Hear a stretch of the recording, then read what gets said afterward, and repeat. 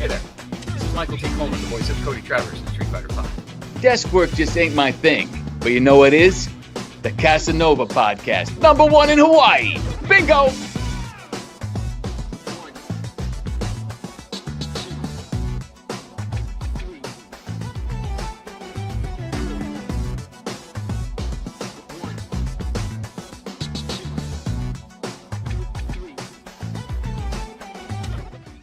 Hello, everyone. We're back with another. I don't even know what podcast is going on, but this is going on something. It's going somewhere, okay?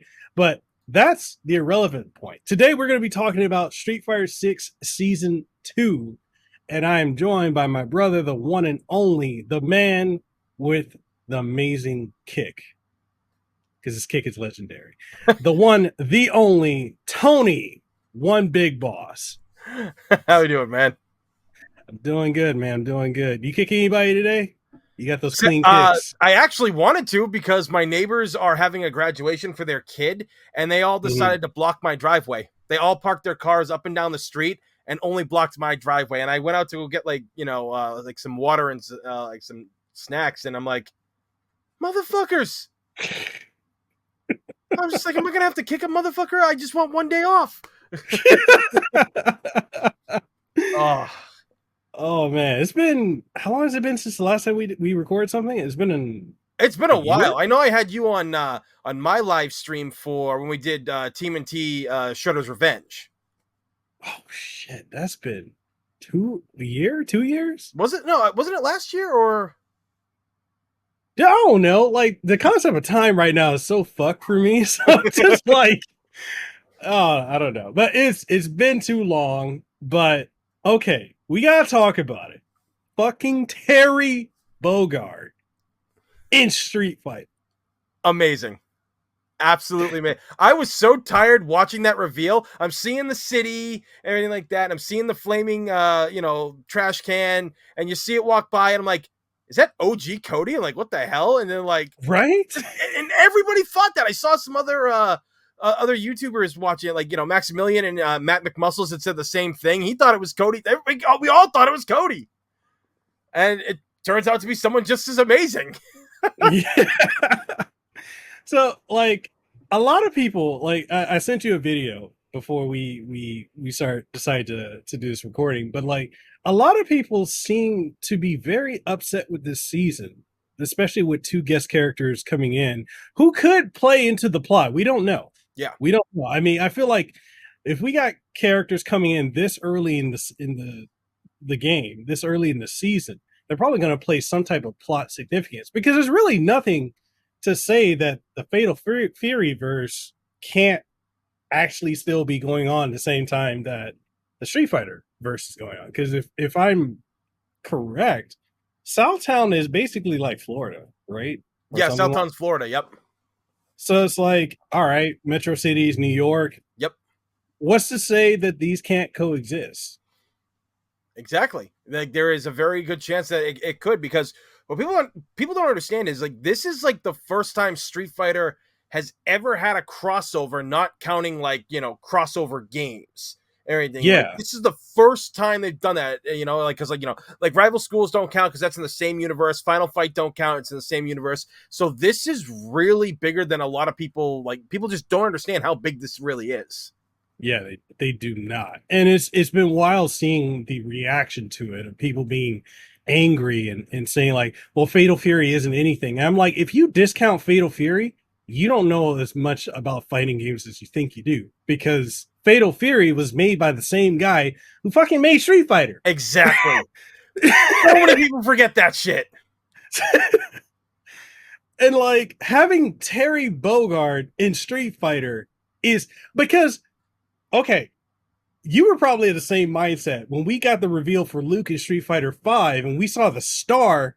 The first thing you think of when you see the star is Terry. Yep. And we didn't know. We thought we were going to get Terry or some SNK character at the end of season, whatever it was, season 4 or 5 of Street Fighter 5. I think they did 5 seasons of that, because 5 was where it had Dan, Rose, Oro, Rival Schools, and Luke.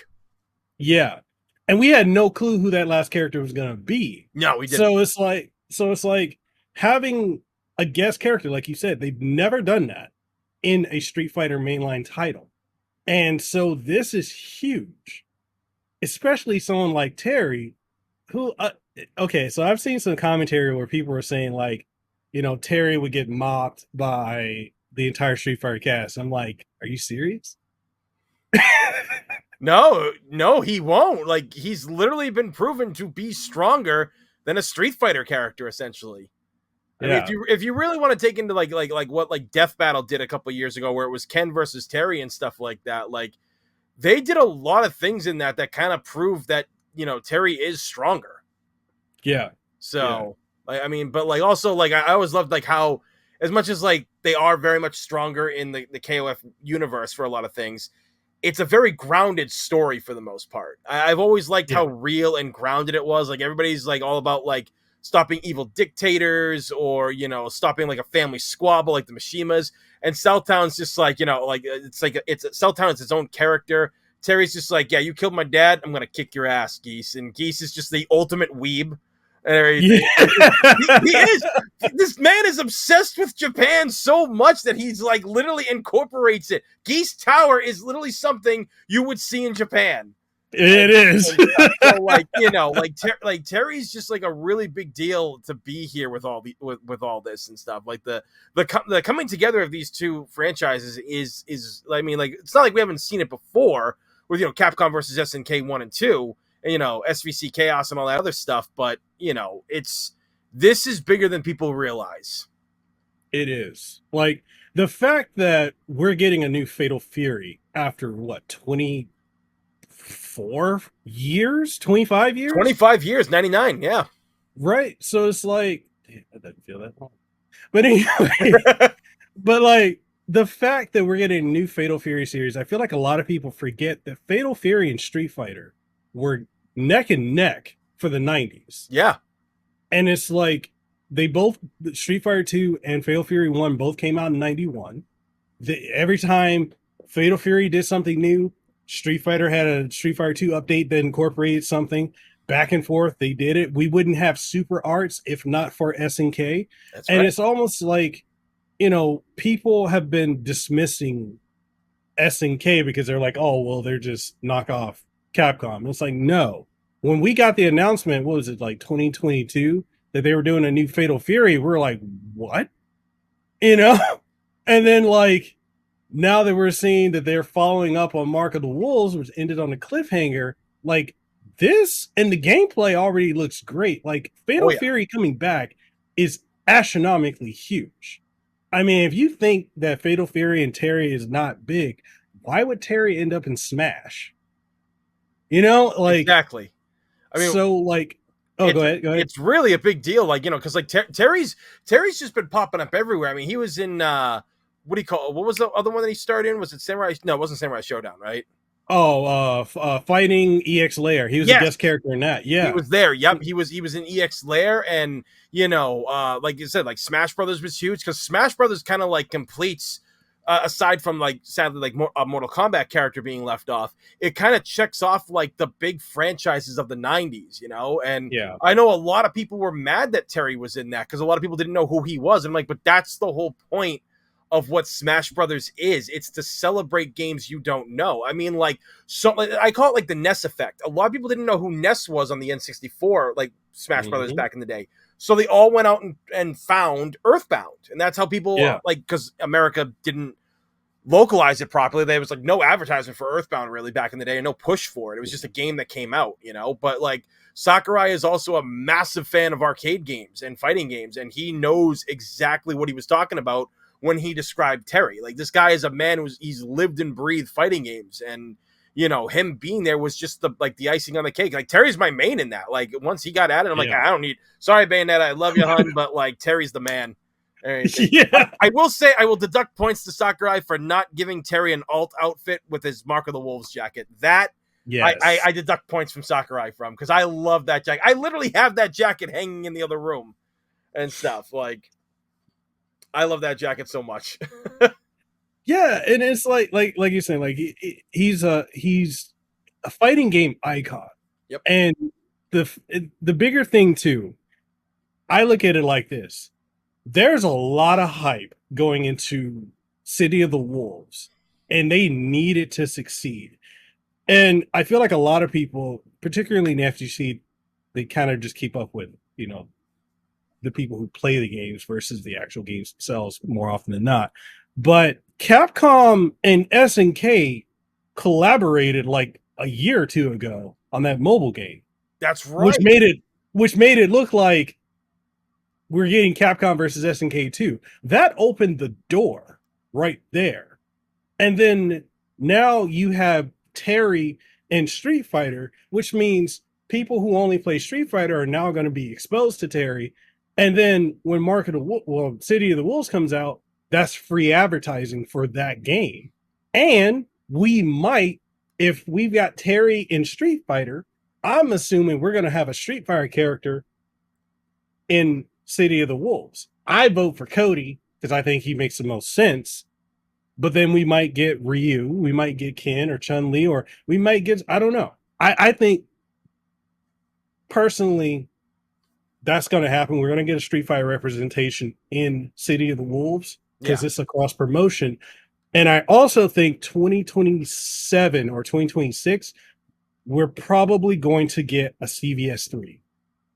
Oh yeah, it has to. There's no reason why it won't. It shouldn't happen. Like these companies are on great terms with each other. Like they're friends. Like they're not rivals. They want to help each other. I mean, literally, Terry's in here as a cross promotion. And again, if Terry has an alt outfit in Street Fighter 6, it better be the damn jacket. But that's because like that's what he wears in City of the Wolves. So I really hope they put that. I know his regular attire is iconic look and stuff like that, but it's kind of like how when they've upgraded some characters in fighting games, the newer looks like are almost better than the original. Like Ryu with the fucking beard and like he's kind of dressed like Goken in 6. That's a great fucking look for him. That's the best Ryu's ever looked, in my opinion. I always did like his Alpha series look. I always liked the younger Ryu look to him and everything. It was cool, but like it was. It's just really like the chance of getting this crossover game is needed because I mean, now we can see how Terry and Mai play with the Street Fighter style. And then, we can see how like Ryu or Cody or Ken play in City of the Wolves if they end up in there. And it's a good way to like test out how you're going to handle a future game. Because I always assumed that's why Akuma made it into Tekken 7 was because he's canon. He's considered canon to that story now.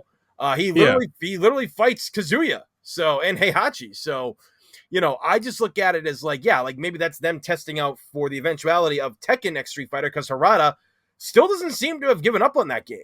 I know, right? It's been 10 years since, Street Fighter Cross Tekken's failure and stuff, but I think that because of how Akuma still plays like a Street Fighter character in that, I think they're still going to do it. And in the future, I really do think like after a couple of years of Tekken 8, that's the next thing that they should move into. As much as I would love to see another Soul Calibur game, but these crossovers are really big. And if CVS 3 happens, it could potentially be one of the biggest fighting games that ever comes out because so many people will come together. As much as I've talked about this online about console exclusivity or games in general that like people like only play a certain amount of. This is the way to get everybody to come together and sell big units. And I also hope that City of the Wolves sells huge because, I kind of feel that KOF does have its fan base, but I kind of feel it drops off hard when it comes out. Like when Mortal Kombat comes out, like it drops hard after a while, but it makes its money. Like every Mortal Kombat game they make, that's why they keep doing them because they make fucking money. But every time, even last Mortal Kombat, the last one that came out, where like they reset the timelines and everything, they had like Spawn and all these like great characters that you would really love to see. Nobody seemed to care. It seemed like because I have a lot of friends who are hardcore Mortal Kombat players, and they felt the same way. It's just like it's coming out, but it is whatever. So I really hope that like City of the Wolves continues to get the push that it needs because I keep forgetting that sometimes that we have a KOF game still that's getting updates, and I'm just kind of like, So, I mean, and to speak on the KOF fan base, like I thought it was weird. I don't know if you saw this happening, but like a lot of the KOF fans, like if you go on the KOF Reddit or even SNK Reddit, or you look at like some of the posts for City of the Wolves, that fan base was so angry that they're like focusing on City of the Wolves. They're like, well, we're season 3 of KOF 15. Well, your player count dropped off. Yeah. Hard. Fatal Fury is bigger than KOF. And it's almost like people forget, especially SNK or more so KOF players specifically, forget the KOF was always meant to be a crossover. And it's because of Ryo Sakazaki showing up in Fatal Fury Special. That was the first crossover character ever in a fighting game. And it's like they wanted to just have Art of Fighting and Fatal Fury in the same time because I think it's like a 10-year difference or something within the timeline of the story. Yeah, like Art of Fighting, I think happens before Fatal Fury 1, like a few years prior. Yeah. So, and it's like they forget that KOF was just meant to be a crossover celebration, and it's like SNK has other bigger franchises, and Fatal Fury is that big, and it's like I don't know, like this right here, I think is a great move for SNK to focus on City of the Wolves, and then I think Oda, the producer, he teased something with KOF 15, and it's like, yeah, they're not gonna drop 15. You can have concurrent fighting games, but it needs to. And from everything I've seen with City of the Wolves, it looks fundamentally different than KOF 15. Oh, yeah. And looks a hell of a lot better. It does. I mean, like I say this all the time. I want the fucking sprite work to come back. I would love sprite-based fighters. Actually, it was funny when they announced that. Hold on, this is Go for it. Here. When they announced it, this whole Terry crossover thing, this came in the mail for me. Fuck. And thing. Where's mine? And this I didn't get mine. Right here this game is beautiful. The sprite work here is phenomenal. This is some of the best sprite work you will ever see in a video game.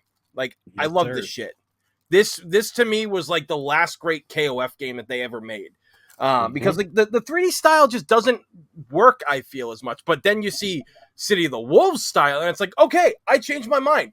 This is good because they were putting what we call it, like Terry side by side from City of the Wolves and new KOF and stuff, and it's just like, oh man, it's like night and day.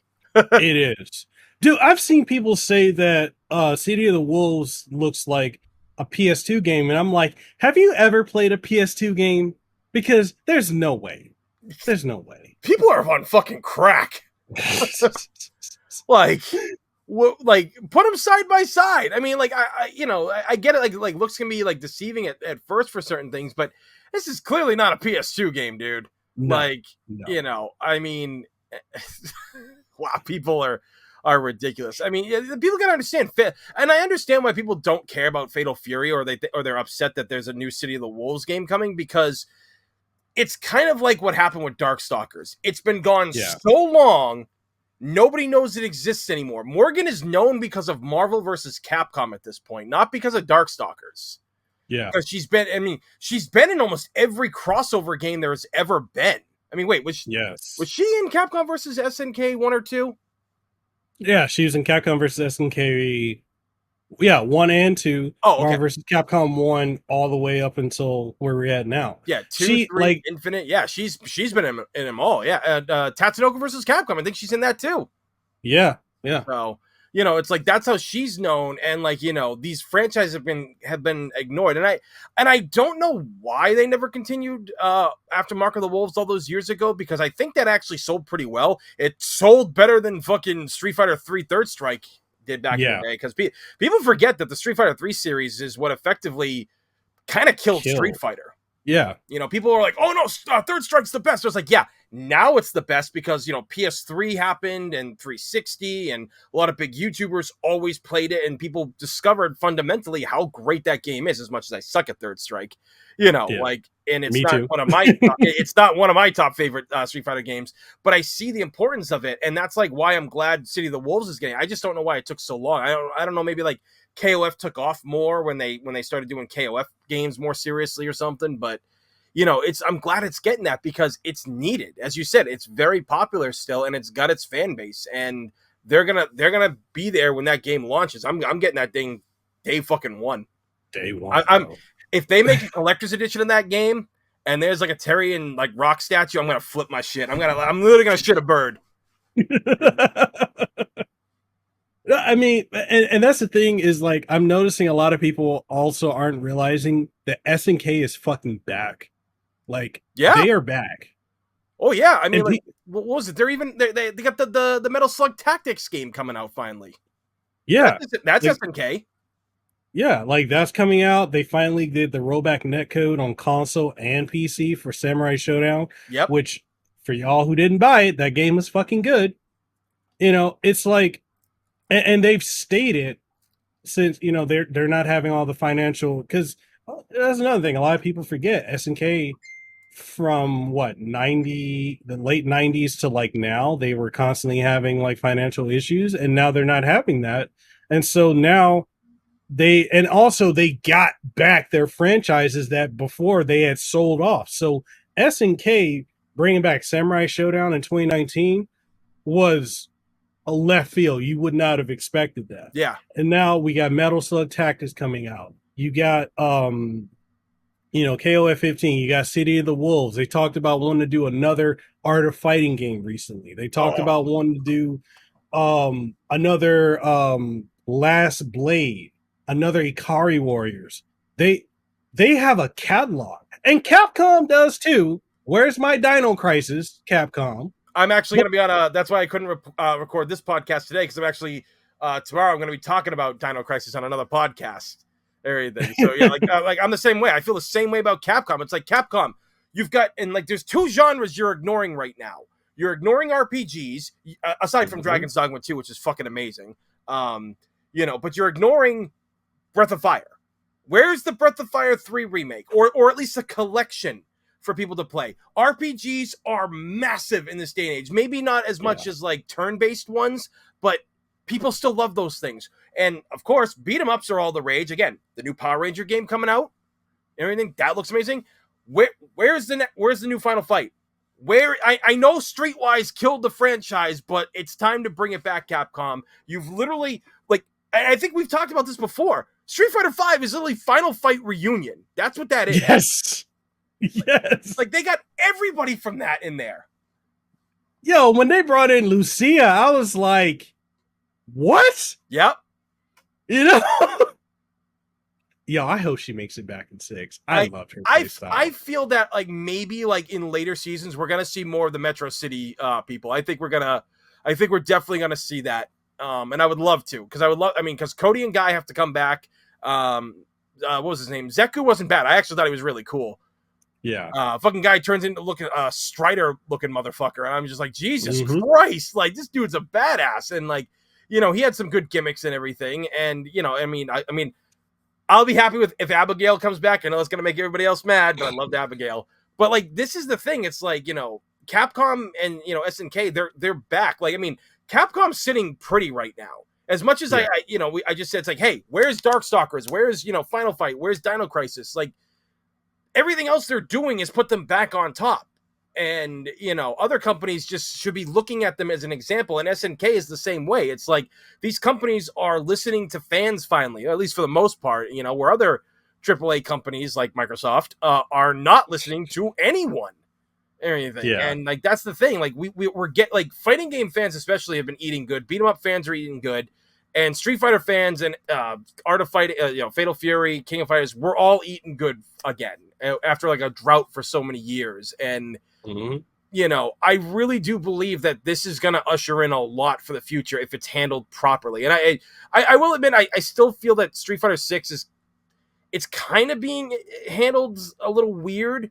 Like the post. No, I agree. Like I feel like a lot of this fight money stuff in there has been kind of stupid, and like that whole Spy Family crossover. I had $100 bet on Yor being a character, or at least Chun-Li getting a Yor outfit and everything, and she didn't get any of that, and Yor didn't get put in as a character, and it was just because like I like the idea that you can dress up your avatar, but that whole battle world thing is kind of already done with. If there's really not a lot of reason to go back to it. And I like it, and I think it was a great idea that they put it in there. And I will always thank Capcom for doing that, because that's what they needed to bring the casual audience in. But I think that like the first season of Street Fighter's roster was a little rough, but now this one, it's gold. I know there's not a lot of Bison fans out there. A lot of people hated him, and let's face it, he was a hard character to use in a lot of his games, except for like I mained him in Street Fighter 5. I thought he was fucking great in that. I was like, wow, it's the first time I can actually use Bison outside of like Street Fighter, and also X-Men versus Street Fighter and everything. Like that was like literally the last time I could really use Bison really good. And I was like, damn, it's a long ass time to make a character good again. But like, you know, like they've done so much. And I think season 2, it's like you've got Bison as a returning character, you've got Elena being the representative from the Third Strike era, and then you've got 2 guest characters representing a big franchise. So if anything, this is great. Sure, yeah, I want Cody as a guest character. I actually had Cody pegged for being, you know, season 2. I thought, because it was all set in this, and I thought he was going to show up. Part of me thought Hagar was going to be in there too. I thought Hagar, I mean, I think it's time he enters. I mean, I know Zangief's the Hagar character, but you can change, you know, Hagar up to be very different. But, you know, I thought I had my own hopes and dreams for season 2, but honestly, this is the best outcome that they could do in the state that they've been in. Honestly, I think this is a win for them in many ways. Yeah. Like for me with season 1, like the base roster, I was like, I'll be honest, like, you know, I'm a big Cody fan. Yep. And we, you know, like my whole thing was like with Street Fighter 6's base roster, I didn't really have anyone I really wanted to play, because by the end of the last season of Street Fighter 5, I'm like, yo, you had options. Who do you want to play? You know, you had alpha characters, you had Street Fighter 3 characters, Street Fighter 4 characters, new characters. I was like, Street Fighter 5, as much as people hate on it, we were eating good. We had a good roster of characters. And so Street Fighter 6 just felt limited to me. And not having Cody, especially when you're setting a game in Metro City and there's no Final Fight representation other than Kimberly, and I'm kind of like, I'm not really crazy about Kimberly. And I know a lot of people lost their minds about it, and I get why, but I didn't really care for that character. And outside of maybe Marisa and who else was it? I liked the return to form for Ken, but I really didn't have a lot of characters that really compelled me to want to play. And then season 1's DLC, I thought was just a mixed bag of characters. Like Rashid, I didn't know he was that popular. Oh, he is. I was shocked. I mean, like I knew he was, but I didn't realize how popular. You know, I knew people liked him and stuff. I was like, okay, and like people say he's technically the representative of Street Fighter 5, and I was like, well, that makes sense, because it's definitely not going to be Nikali like they wanted it to be. Man, they hyped up Nikali like he was going to be something serious, and he got jobbed out left and right. Like, he's such a joke. Yeah, I mean, like I thought like the Super Saiyan transformation hair he had was pretty cool, but yeah, he was a character that he didn't last. No. He didn't last. his whole thing, like he literally had the V for 5 on his face, and it still didn't mean anything at the end. So you know, I mean, like I said, so yeah, like because people consider Crimson Viper the representative of Street Fighter 4, and Rashid is for 5, and yeah, like 5 just had a good roster, but yeah, I was shocked that Rashid like initially got put on the season 1 roster. Because I mean, I know I think he was top tier towards the end of Street Fighter 5. I remember correctly. So maybe that's why they threw him in there, because of his popularity and how good he was in tournaments. But yeah, like I mean, Ed coming back, it makes sense. I never really cared for Ed in the last game. I played him for a little bit, but I was just like, yeah. And Aki, I actually liked. I thought she was really fun to play as. She's got a lot of cool options. I thought she was really fun. And wait, who's the other one? I can't. I'm blanking on the other one. Akuma. That was the only other character. Oh yeah, he's actually fun. I hated him in Street Fighter 5. I hated him in Street Fighter 5, but he's really good in this one. I like him now.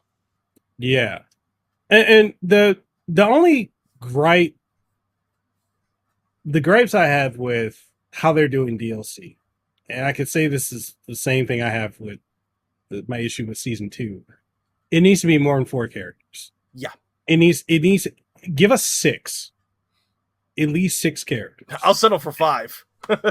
Yeah, like, I'm fine with 5. I think we should have gotten, if we weren't going to get Cody season 1, we should have at least got Alex or Sean. Yep. Or Sean keeps getting shit on. For real. Or even Dudley. Bring Dudley back. Dude, if Dudley gets in, I was asking for him all throughout Street Fighter V. I wanted Dudley, and he wasn't there. And I was so mad because I never was really a Dudley player in Third Strike. And then in Super, I test him out. And I'm like, oh my God, he's Super Street Fighter 4. He's so fun. Anything. I just loved him as a character. He was great. I don't know why I clicked with him. And I was really bummed out that he was left out. Yeah. And it just feels like, I don't know, like their choices for characters for the DLC was just kind of weird. Like, I would have preferred, if we didn't get Ed, at least give us C Viper. Yep. Or even Abel. Season 2, I think season 2 is great. A lot of people, I don't know if people remember playing Eleanor. The people that are playing now maybe didn't play Street Fighter 3 or Street Fighter 4, but Eleanor was a very fun character to play as. Yep. I think her getting in was great. Bison doesn't look like he plays at all like he used to. Yeah. Like, he looks way more aggressive and like pressure. He's not he's also not like a fully charged character either, which is really good. Yeah. I was reading up on that and I was like, ooh, I mean, like, he wasn't like he still kind of was in Street Fighter 5, but he had some stuff that wasn't a charged stuff, but now apparently he's even like, it's like a balance of it. So I'm like, oh, that'd be cool. Cause like they took away his Psycho Crusher in 5. It was a V trigger skill. Yeah. At some point, I think it was like V trigger 1 or 2 or something like that. But, and I don't think he has teleports in this. I didn't see one hint of a teleport. So, no. I mean, he OTGs off the ground with a lot of the stuff that from what I saw, and it's kind of crazy and like what he can knock people into. So I like that. And I think, I think just the 4 characters we got are just the right, as other people can't say, because they're not looking into the future like we are, Yeah. I also think that possibly Bison may have been an early candidate because everybody hated, what's his name? JP, yeah. I think everybody hated JP so much that that's like, all right, you know what? Let's move Bison up to number 1 in the summer. Let's do him first. Because I didn't mind JP and stuff like that, but I just think it is kind of stupid. It's like this guy was the accountant for Shadowloo. Now he's running it. I buy Balrog running fucking Shadowloo into the ground more than I do this random guy that came in and stuff. Because he was never introduced. That was the thing. Like, this is a guy that clearly is not just some crony or anything, like, and I'm not going to lie. I do miss Fang. I know a lot of people hated him. I actually love that character because he was just a Bison simp. Yeah, he was. Because all of Bison's people were like, kind of like, didn't care about him. Sagat was really the only one that was like semi-loyal to him until everything happened and shit like that. But, so I think Bison coming in this year was like kind of like a thing that they had to do because a lot of people weren't feeling JP as much. Yeah.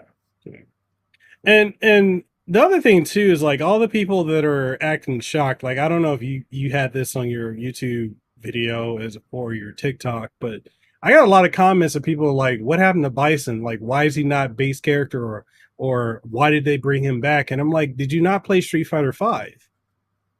I mean, to be fair, I don't think anybody played Shadows Fall that much when they heard how bad it was. But I mean, not even just Shadows Fall, but like arcade endings for certain characters, like they kind of were like hinting at the fact that he was a ghost. Yeah, he was he was like a force ghost. He was a psycho ghost. Yeah, like he was haunting Ed and Abel. No, not Abel. Falk. Yeah, and Falk and who's the other one? Alex. Yeah. Alex was having visions or something like that. Mm-hmm. Which they never really did anything with. I feel Alex did nothing in Street Fighter 5. He's just sitting in the background working on his truck. It's just like, wait a minute. So you finally put him in as a seasoned character, and it doesn't feel like his story connects with anything. Like that. Like how? So wait, is he connected to Bison somehow now? Like, is he is he a doll or was he an experiment? Like, I don't get it. Like, what is this? Like, is he like Cammy at one point? Like, you know, so like that's the thing I hope they expand on. And I love Alex as a character. I thought he was a lot of fun in the first few seasons of Street Fighter V, before they nerfed the fuck out of him and he was terrible again. Yeah. But like, yeah, I really hope that they really put some thought, because like I will admit, when we found out that Street Fighter 6 was going to be in the future, I was like, oh shit, we're finally moving past the story of Third Strike. Good. This is what I want to see. I want to see characters growing up. I want to see characters aging, new characters coming in. Because my brain was telling me, I was like, so are we gonna get like Chun-Li's daughter? Like is she gonna be like the new Chun-Li? Is like, you know, and like is Ken's son gonna be a fighter now? Is he gonna be playable? Like, I want Mel as a playable fucking character. Okay. Yeah. I want Mel as a playable character. I know he's still a young kid and everything like that, but like, but yeah, like, so I was hoping for that, but you know, what we got was cool. But then again, like, the story for Street Fighter 6 is told through your eyes as a character, and the main characters aren't even a part of it. Yeah. You know, like, you're going up against JP in that tournament and everything like that. It's you and Ryu, and nobody else seems to be there. I'm like, look, if there's a world tournament happening, Ryu's gonna fucking show up, okay? Anything, he's gonna be there. Whether he wants to be or not, he's plot armor. He's gonna be there. You know what they could have done? Like, now I'm thinking about, like, if they were to bring in Mel as a character, like Ken's son, they could basically give him Alpha Ken's look. Ooh, yes. You know, like, give him that look. Give him, like, mix up his Street Fighter V and Alpha play style. You know, like, do that with him. They could do that. I would be all for that. Or even if they bring in Sean, make him, I don't know, like, more competent of a fighter instead of a joke character. They already gave some of Sean's move. I think his Dragon Smash uppercut, they gave it to Luke. They did. You know, so well, like, the way Luke animates is very similar to how Sean did it. Yeah. So I'm like, there's so many things you can do with these legacy characters, especially since we're post Street Fighter 3. Yep. They need to be in there. You know, and I was thinking, I was spitballing this idea of how they could introduce Cody, because, you know, we both know the voice of Cody and talk to him. He hasn't done anything as far officially, I know. Officially, he hasn't done anything as far as like recording for Cody, but I'll spitball this idea to him, and he's like, that'd be interesting. And it was like, what happens if the way because I think Cody came in season 3 of Street Fighter 5, and it was a big reveal. That was the I call that the overhaul season, because that's where they added a fuck ton of great characters to that, and that trailer that they had. Everything where, like, you know, like they were all fighting on a stage, and Sagat came in, like Ryu and him are fighting on behind that old statue in Thailand and stuff, and and like Cody's in jail, and I remember seeing that trailer. I'm like, oh shit, Cody's back, let's go. Busting the wall, and I'm like, what the fuck? Is he cleaned up his act? Who is this man now? Like, he's clean cut and everything. Like, he's out of the rags. Like, what is this? So, like, you know, to me, like, that was, you know, like a huge thing that made people continue coming back to Street Fighter 5. Yeah. So, you know, like, Cody needs a comeback. Like, he needs a proper story placement. So what if they do this? You see Terry beating up random people from Mad Gear Gang. And Terry, I mean, we can put him in his Mark of the Wolves outfit. We can put him in his iconic red, white, and blue. What if he's beating up Mad Gear, and he turns around because he senses someone behind him? He does the burn knuckle, and then you just hear a whistle, and ha, and he does the zonk knuckle, and Cody counters the burn knuckle with the zonk knuckle, and then that's your introduction. And he's like, welcome to Metro City. It's not like Southtown. That would be dope. That would be dope as hell. I would love that. And then, like, the whole time, like, your creative characters just on the sides, like, right? Right? Speaking of the character that takes you can take photos in it. And I love this, and I'm glad everybody else noticed it too. Like, when I made that tweet, But the fact that Bison's riding a horse, that is 100% homage to Raul Julia's. Yes. I saw that and everything, and I was so goddamn happy. I had to post it on Twitter because I'm like, there was no way. And I want this. I don't care. I want this. I don't know how it's gonna happen. Contact his family, but fucking Bison needs an outfit where he has Raul Julia's face and the outfit. Yes. He has to have the outfit with the glowing boots and everything. I want that to happen. Because what's his name? The guy who played Shang Tsung. They kept bringing him back for Mortal Kombat from the movie, and they put his face in it. And then in Mortal Kombat 1, they got Jean-Claude Van Damme to do Johnny Cage, so they could clearly do it. They can. I think that would be like the ultimate homage because Capcom knows about that movie. I mean, I don't know if they're still salty about it and stuff like that, but everybody loves Raul Julia and says that's the reason to watch the movie. Everybody, and he was the best in that. Just everything he said was perfect. And I want to see that in the game. If not, I will pay a modder to do it. Mods will do God's work. So I had this other thought of if we get Cody in season 3, his gameplay, what if they gave him a style switch, kind of like Gid, where you can go between Mayor Cody style from 5 and then switch up to his ruffian jail Cody? I would love that. That's one of the reasons why Gen was such a fun character, because he could, didn't he have 4 styles he switched from? Yeah, I didn't play a lot of Gen and everything like that. I played him a little bit, in the earlier, in the original Street Fighter 4. Or was it more in Super I played him? I think it was maybe more Super. But yeah, he was such a great character in tournaments. He was a beast. And so, yeah, Cody that'd be awesome. Literally, you could just have him, you can spend some meter to switch styles or something like that, and just be like, all right, time to switch it up and everything. And he just goes back and he just ruffian kicks you and stuff like that, I miss his good ruffian kick because Street Fighter 5 was terrible. Had no range, so much startup in 5, it just worked. So if they do that, that would be epic. Yeah. That would work so well. It would, and it's you get to satisfy the Street Fighter 4 Cody players and Street Fighter 5, because the Street Fighter 5 Cody was just Final Fight Cody, modernized. That's all that was. And it was crazy how the amount of FGC people had no clue about that. No.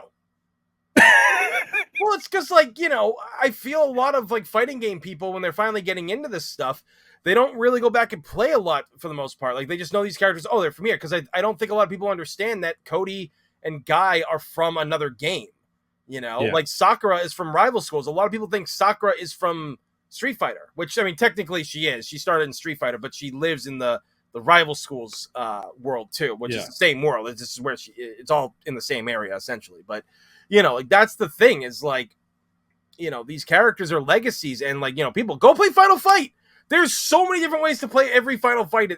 Hell, I think you can, Street Fighter 6 has Final Fight in it. The arcades, the arcade machines you find randomly around the world. There's literally Final Fight in it. Or go out and buy Capcom's Beat 'em Up collection.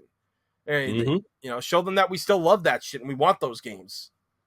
But yeah, it's just there's so much they could do. Cody could be a great character. I literally just want to see Guy show up and just have him have longer hair and everything, and more official looking stuff. I would love to have him just be even more of a badass and stuff. I would love to see what they do with his character and everything. Hagar, I would love to see Hagar. I want to see Poison come back, because I'm actually shocked she made it into Street Fighter 5. I'm not gonna lie.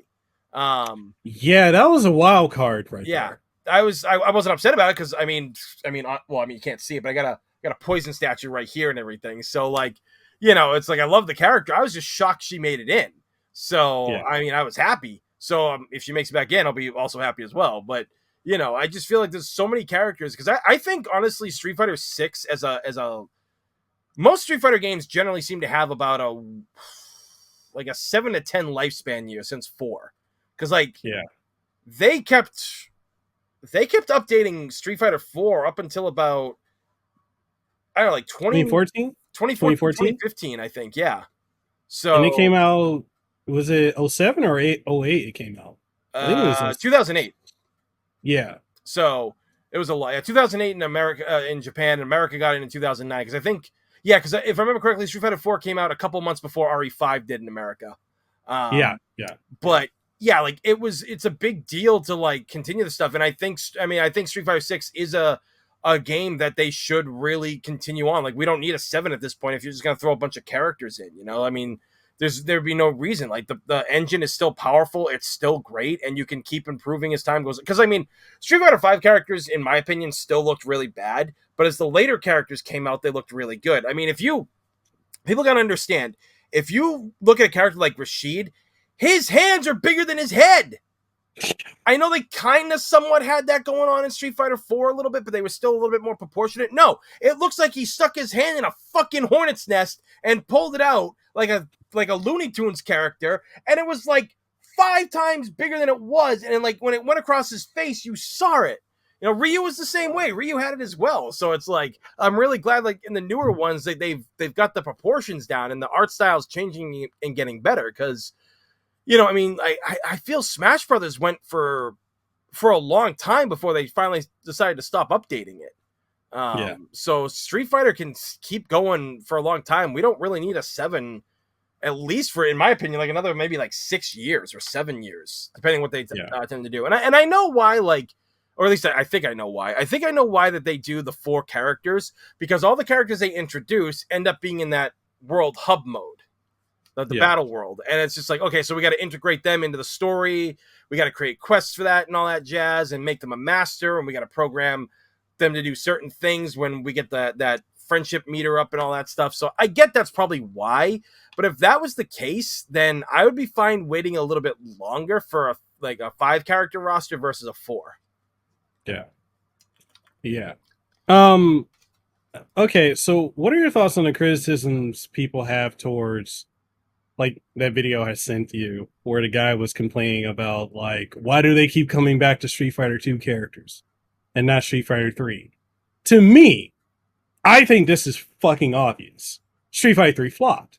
Yep. Street Fighter 2 was the game that is in pop culture.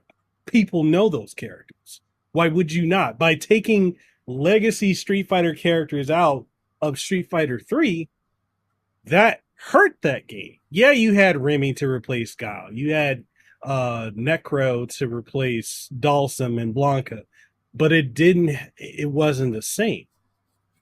But what are your thoughts? No, 100%. People have to understand that Street Fighter 2 was like Capcom's best-selling game for the longest time, up until like I think it was like Resident Evil 5, and then like Monster Hunter World and all that stuff. Like, you know, that was Capcom's game. That's why they kept giving us newer versions. That and the fact that, other companies were doing the same thing. They were revitalizing, and they had to they wanted to add more characters. But adding the original, I mean, we have all the World Warriors in Street Fighter 6, minus the boss characters and everything like that.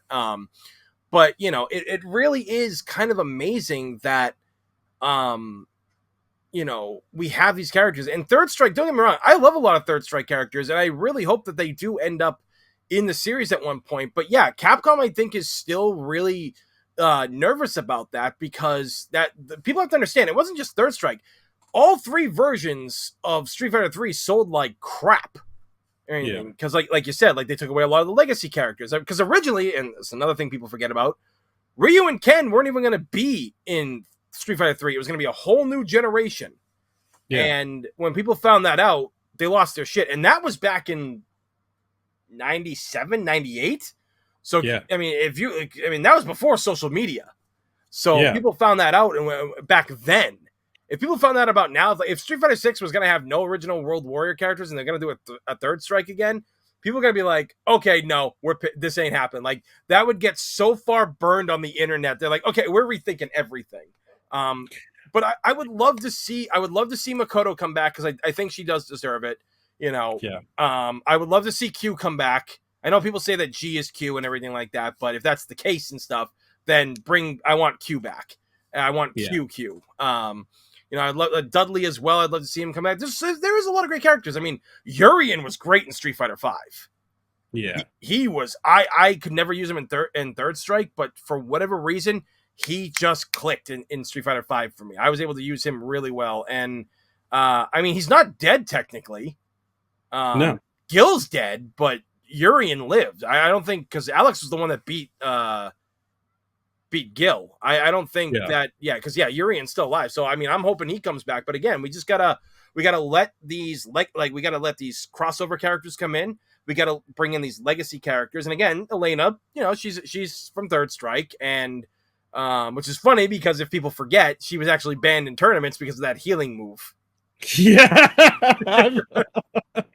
that was a thing. I actually remember when I was talking to her voice actress, which is she's the same voice actress for Sheva in Resident Evil 5, and I told her that. I was like, yeah, your character was so broken that she had to get banned from tournaments, and she's like, really?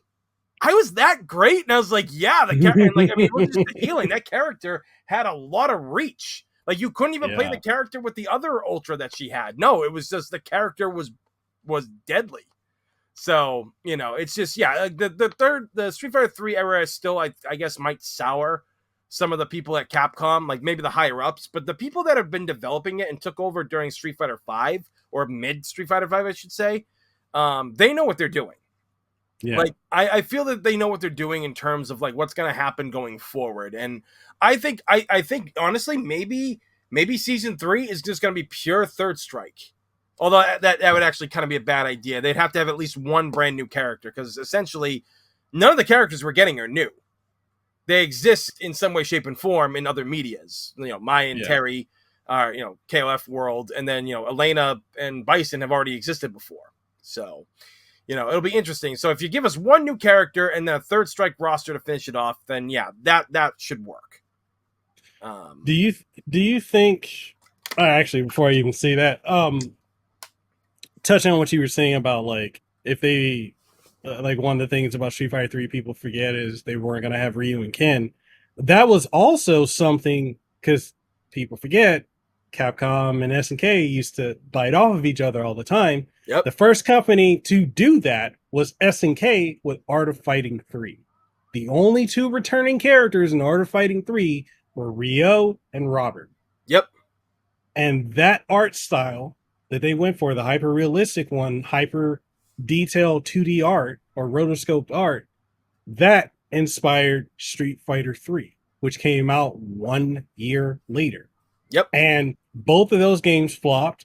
Another fighting game that got rid of the legacy characters, Soul Calibur 5, that flopped. Oh yeah. People forget about that. I forgot about that one for a minute for good reason. Which, for those of you who are like, why do they keep bringing back the World Warriors? Because you can't not have them. You can. Yeah. I mean, Honda and everything like that, he's just kind of a joke character at this point. Everything. And Zangief doesn't even feel that like relevant to plot anymore either. He was just kind of there in Street Fighter 5. Yeah. Like, he was just there, and it's just like, you need muscle, I give you muscle.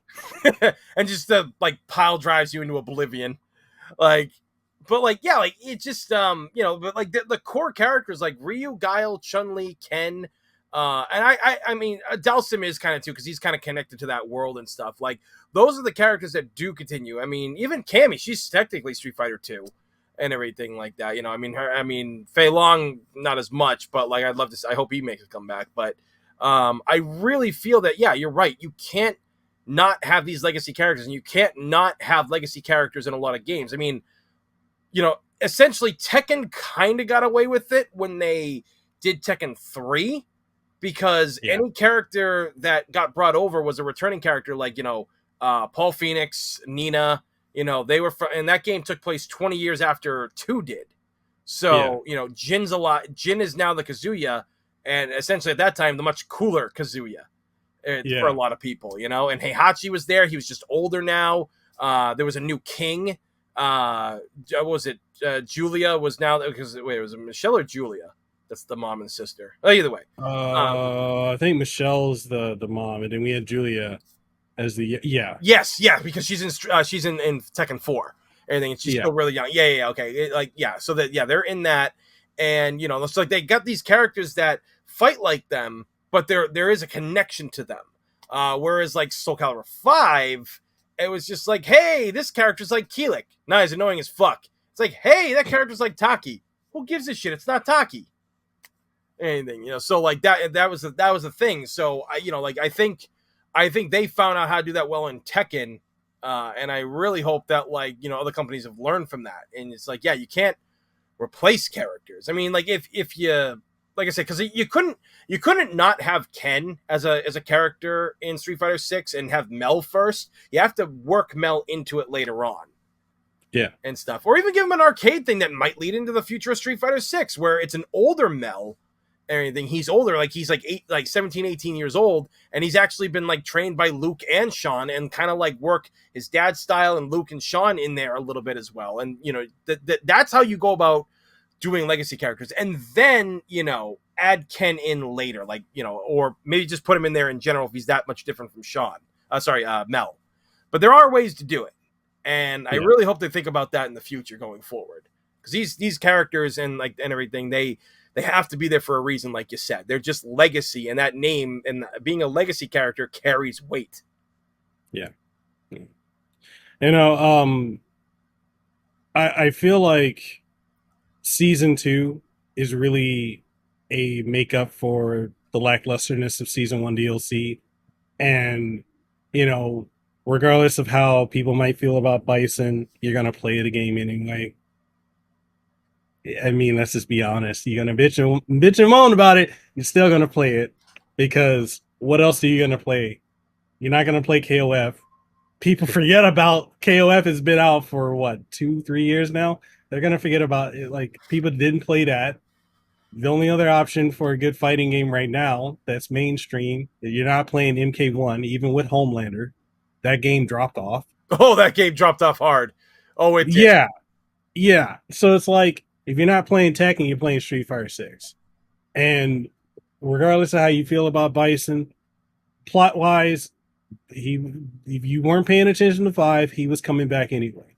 If you weren't paying attention to JP or Ed or any of the Legacy Shadowloo characters, he was coming back. And if y'all are wondering, oh, are we going to get Gil? I mean, Marissa kind of is a hint. And Illuminati is doing stuff in the background of Street Fighter 6. You're going to get some type of representation. Having Mai and Terry in the game is great. I'm excited for man, I cannot wait to play as Terry. Dude, when do you think we're going to get him? Well, he's coming this year. We're getting Bison in the summer, so that could be, it's technically not considered the summer yet, at least like where I live. We're getting him this month. Oh shit, we are. That's right. The 25th, I think. Oh fuck, that's awesome. So yeah, I'm like, well, Terry's in autumn then. I think they said like September. You think? Could be September or August, if anything. I think that's a good enough time to like have Bison be in there and then throw Terry in. Depending, I mean, we didn't see any actual gameplay from Terry and stuff. We just saw Bison stuff, but I'm okay with that because I know we know he's in here. We know it's gonna be great.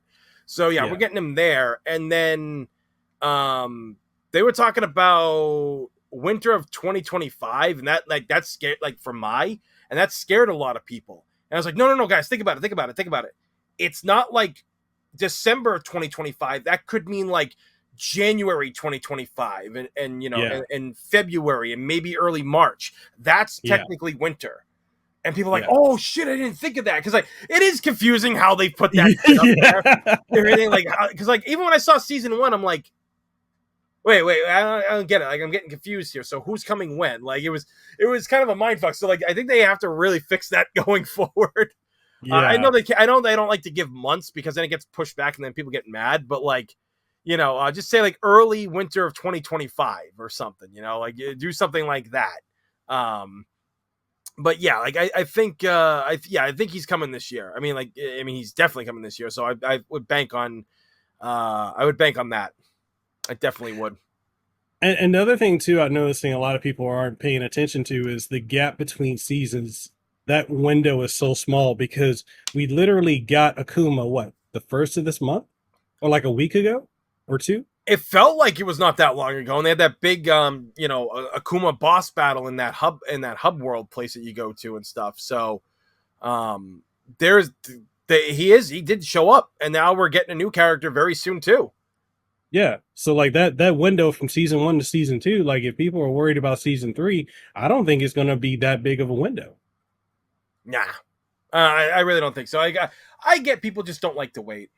You know, Yeah, I get it, and it sucks and everything. And a lot of people are like, oh, they're just nickel and diming you to death with their DLC and all that stuff, and they don't put enough characters in. And I was like, guys, if like we had, I mean, like Street Fighter 6 needed to launch when it did, because I feel if it launched like after a lot of other fighting games that came out, it wouldn't have done as good.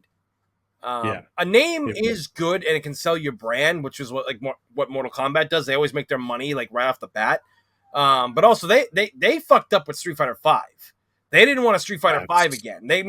They recovered off that. People forget that Street Fighter 5 is actually a high-selling game now. Like it wasn't at first, but when they started introducing the more characters and then all those legacy costumes that came in, where you've got Guile in a Captain Commando outfit or an unknown soldier.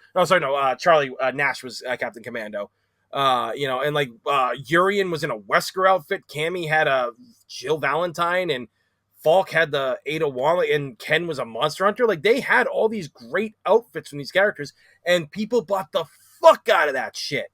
So that's what saved them, was those costumes and a lot of the good DLC characters. But it needed to come out when it did. And if we got to wait for characters now, I understand it. It is a pain to wait. I mean, it's not like it's going to be like, with how Dragon Ball Sparking Zero is handling it, where there's 164 characters. They already announced the season pass for and the game's not even out yet.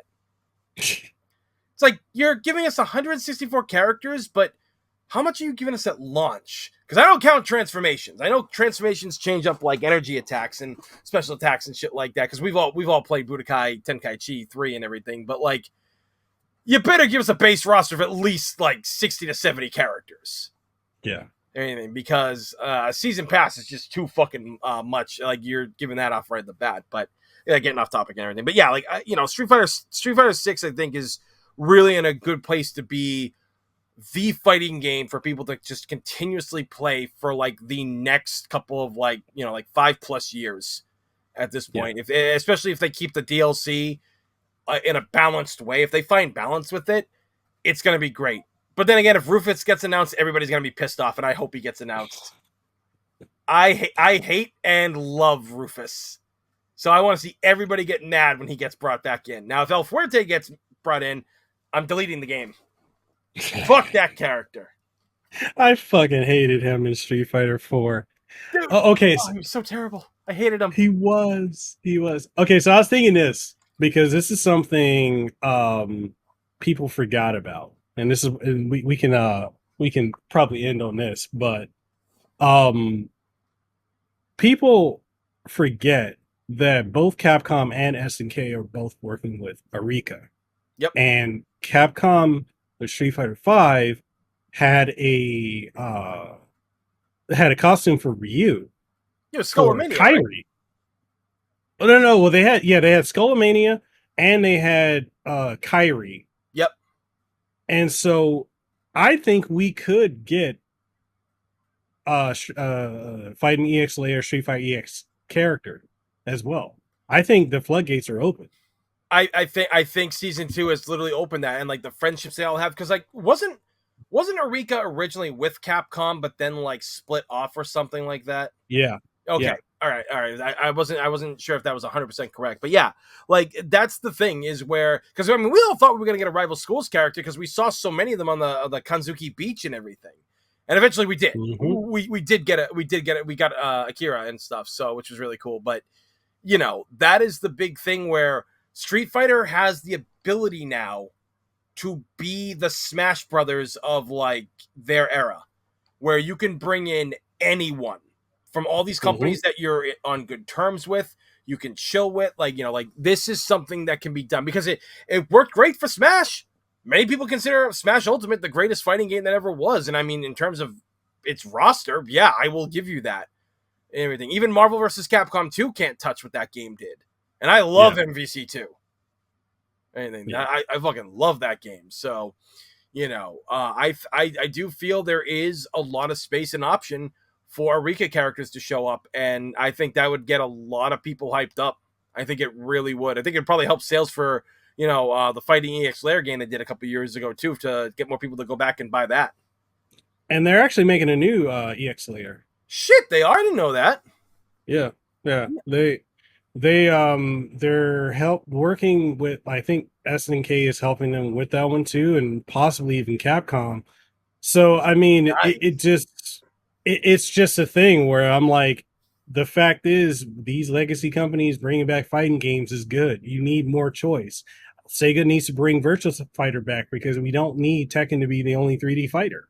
I mean, yeah, it's Virtual Fighter, just because, like, did that last Virtual Fighter that came out recently, like, did that sell well, or was it? Well, it was free. It was completely free, but the only thing you had to pay for would be like the Yakuza and the Tekken costumes. That's okay. That's what it was.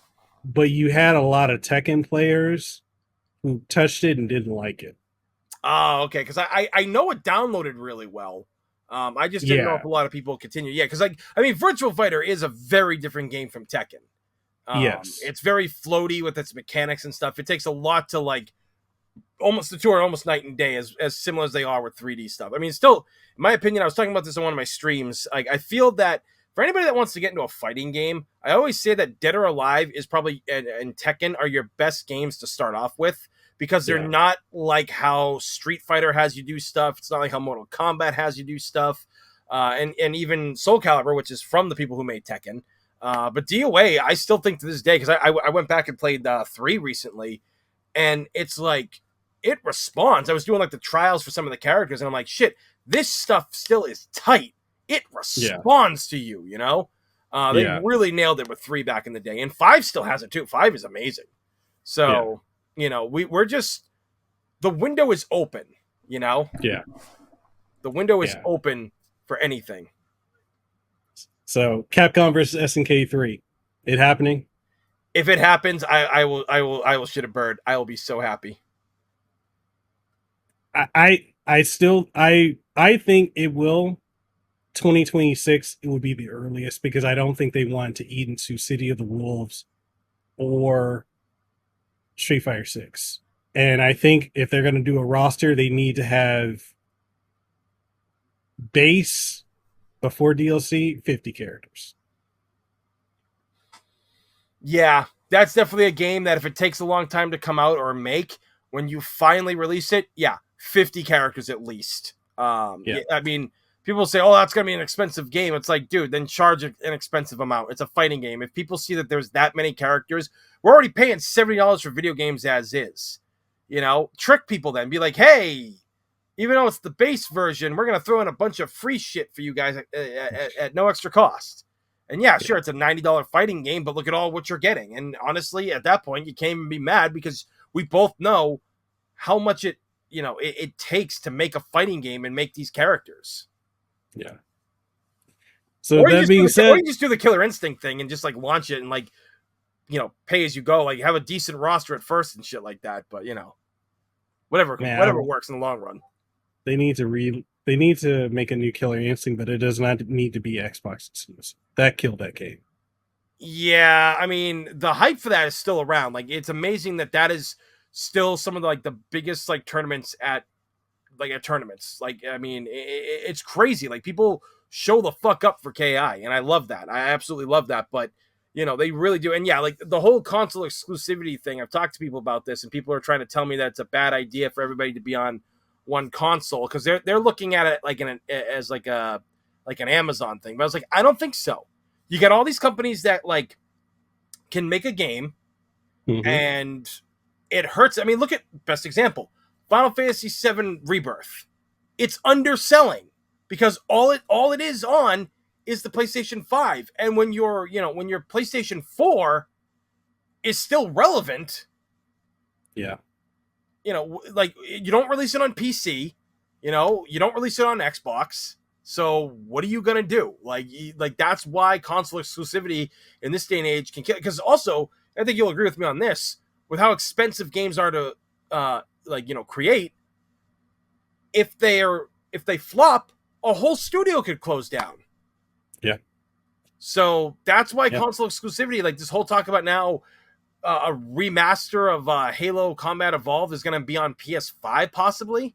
And I'm like, good, let it be on there and let people play it. Let the PlayStation fans that like wanted or may have played Halo back in the day do all that. I think I just feel that, like, you know, gaming companies need to wise up. And again, Capcom and SNK are some of the best people that you can look at as examples of what to do with your franchises and how to treat your fans instead of treating them like walking wallets. I know some people get mad at Capcom for the whole microtransactions thing, but at least with their microtransactions, it doesn't impact the way you play the game. You play the game and you still get the things that you're paying for. And I mean, Devil May Cry 5 did that. People seem to forget that, what was it? No, not Resident Evil Revelations 2 had that. And it didn't impact the game at all.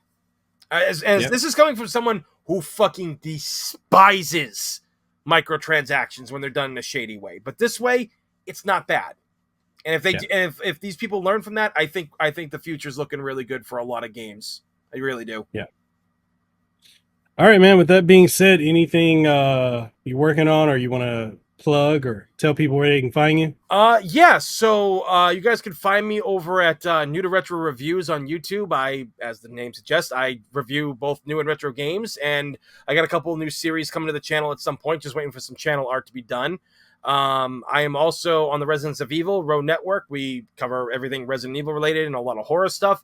And we actually have a fan film coming out called The Keeper's Diary, in which we got the original actor for Chris Redfield in the 1996, black and white, Charlie Kraslowski, who played Chris Redfield in that live action opening and ending. He's going to be the Keeper in that film. It's a great trailer if you guys want to go check it out. I saw a rough cut of it when I visited the team like about a month ago. It's going to blow you guys' mind. It's going to be awesome. We got a lot of great stuff coming over there. So, and if you want to follow me on Twitter, just find me at One Big Boss, and I post a lot of stupid, funny shit. All right. And with that being said, I'll leave links to everything in the description down below. Make sure you give Tony a follow, and also follow Ro, and check out everything that's going on. And with that being said, folks, we're going to sign out, and we hope to see you guys in the next one. For your time for listening to this episode of the KAsanova podcast, number one podcast in Hawaii. If you found this episode to be incredibly enjoyable, informative, or if there's anything you gain from it, or any insight, or anything that's good that you really, really enjoyed, make sure whatever platform you're listening to it on, or if you're watching it, leave a comment if that's available on the platform, like it, share it around with someone you think would enjoy it, and give us some feedback, because your feedback is exactly what we need to keep this show going. And if you're wondering what are some ways that you could support the show, we got various ways. We've got Patreon, we have channel memberships over on YouTube, as well as Subscribestar, Coffee, and so much more. Links for everything will be in the description of the podcast, so make sure you go check that out. And with all that being said, I hope you have an aloha rest of your day. Let them know that I'm next level. I'm a whole new kind of guy. Yeah.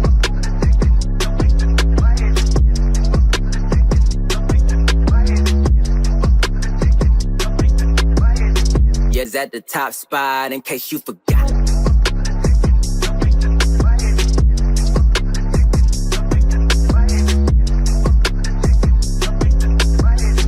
We the ones that got the block hot, bullet got the shot.